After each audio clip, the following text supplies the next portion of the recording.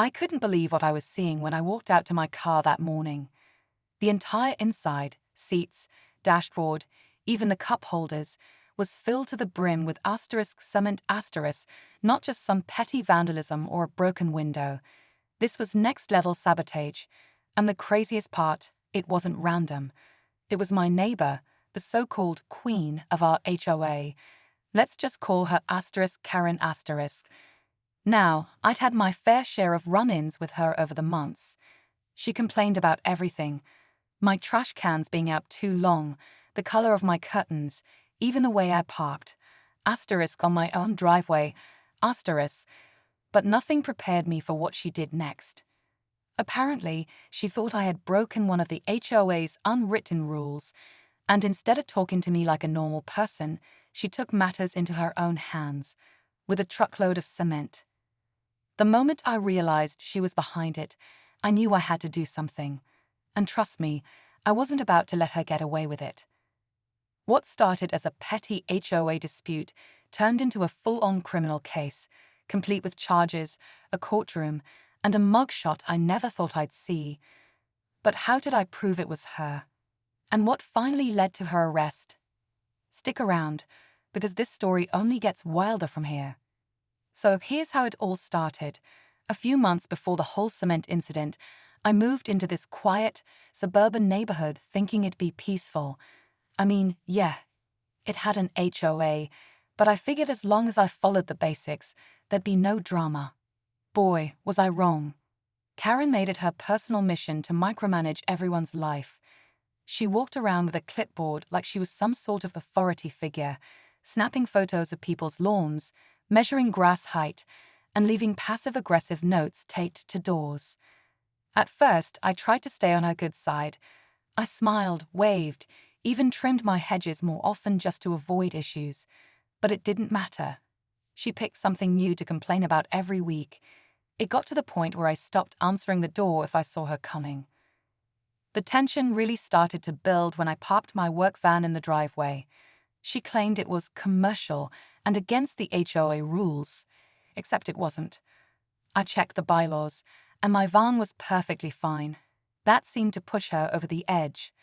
She started calling in fake complaints, leaving nasty letters, and once she even blocked my driveway with her golf cart just to teach me a lesson. But even with all that, I never expected what she did next. Things really took a turn the day I installed security cameras. I didn't tell anyone, just quietly set them up around my driveway and front porch. I was tired of the notes, the anonymous HOA fines, and the strange things happening around my property. Trash getting knocked over, a slow leak in one of my tires, and once someone poured what smelled like bleach on my lawn. I had a strong feeling it was Karen, but I needed proof. Meanwhile, neighbors started sharing their own stories. One guy said she reported him for having a noisy wind chime. Another had to repaint his fence 3 times because she claimed the color was not in harmony with the neighborhood aesthetic. Everyone feared her. Some even joked about her running her own mini HOA dictatorship. But underneath the jokes, you could tell people were fed up. Still, none of that explained how she got the idea to fill my car with cement. About a week before it happened, she got into another argument with me, this time yelling across the street about how I was bringing down property values. I shrugged it off, but she clearly didn't. A few nights later, the camera picked up some strange activity. A truck slowly backing into my driveway at 2 a.m., a figure moving around with buckets.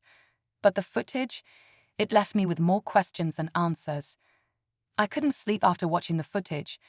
My gut told me it was Karen, but the video was grainy, and the person wore a hoodie, keeping their face hidden the entire time.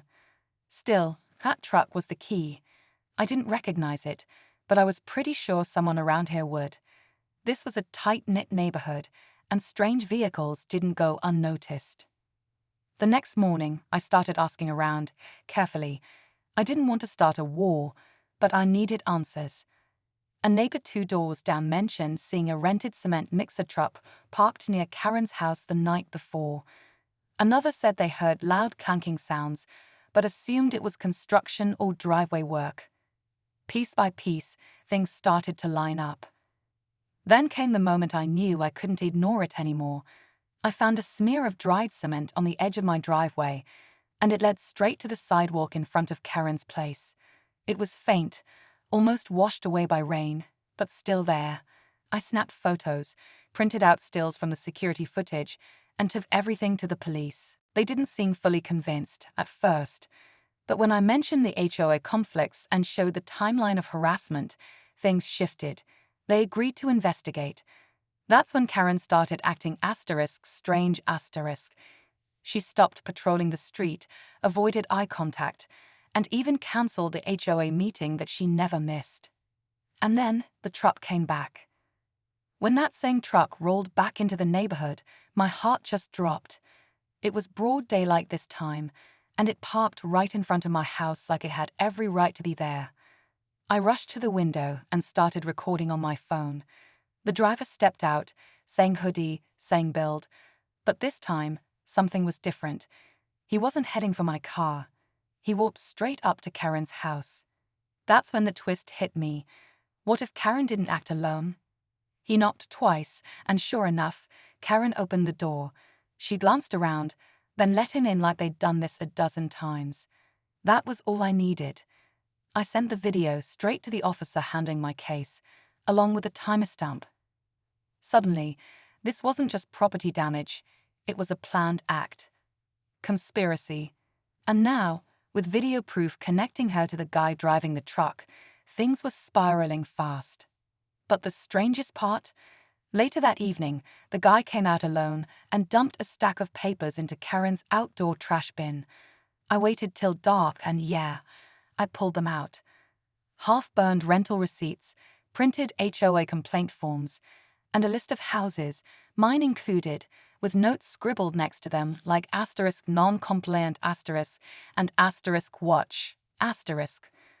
Whatever Karen was doing, it went way deeper than I thought. The evidence pile was too big to ignore now. Between the video of the truck, the burnt documents, and the list of homes she'd clearly been targeting, the police moved quickly.